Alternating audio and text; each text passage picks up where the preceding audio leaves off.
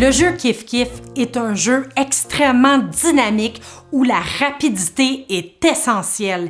Il faut faire des choix rapides, en plus d'analyser les différentes caractéristiques des animaux pour savoir est-ce qu'ils se ressemblent, quels éléments sont pareils ou pas pareils.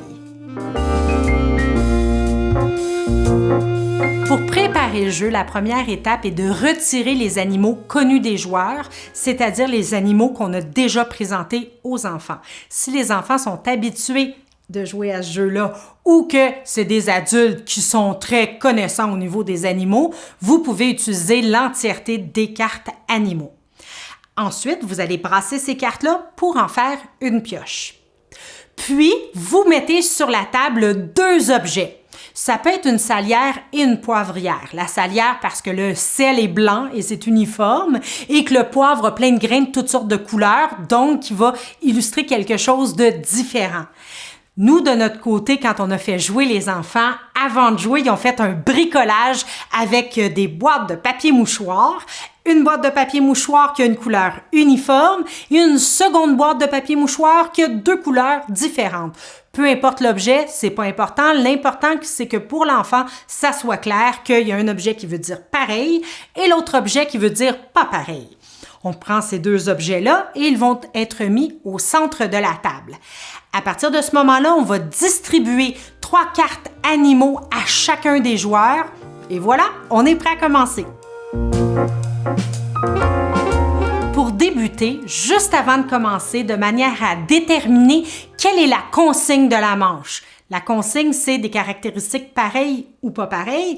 On va prendre 2 jetons diurnes et nocturnes qu'on va lancer dans les airs.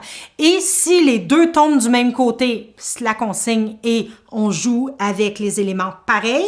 Et si les 2 jetons sont différents, un qui est diurne, un qui est nocturne, la consigne est qu'on va sélectionner les objets pas pareils, différents. Ensuite, on va piocher une première carte qu'on va mettre au centre du jeu.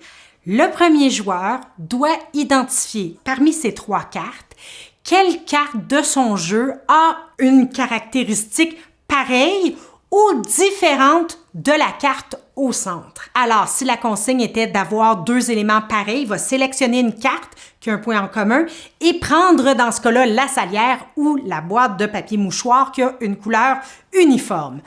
À ce moment-là, il doit nommer les 2 animaux, c'est-à-dire celui au centre de la table et le sien. S'il y parvient, il gagne 1 point. Puis, il doit nommer la caractéristique qui est pareille ou qui n'est pas pareille. Ces 2 animaux, par exemple, sont des mammifères ou ces 2 animaux ne possèdent pas de pattes. Si jamais c'est mal énoncé, il perd un jeton tout simplement et devra simplement piocher une nouvelle carte. Le premier joueur à obtenir 10 jetons va gagner. Pour augmenter le niveau de difficulté, il y a 2 possibilités. Première possibilité, au lieu de jouer tour à tour, tous les joueurs jouent en même temps. Alors là, c'est vraiment le plus rapide qui gagne. C'est peut-être pas la solution idéale pour les enfants très jeunes, mais plus vieux, c'est très amusant.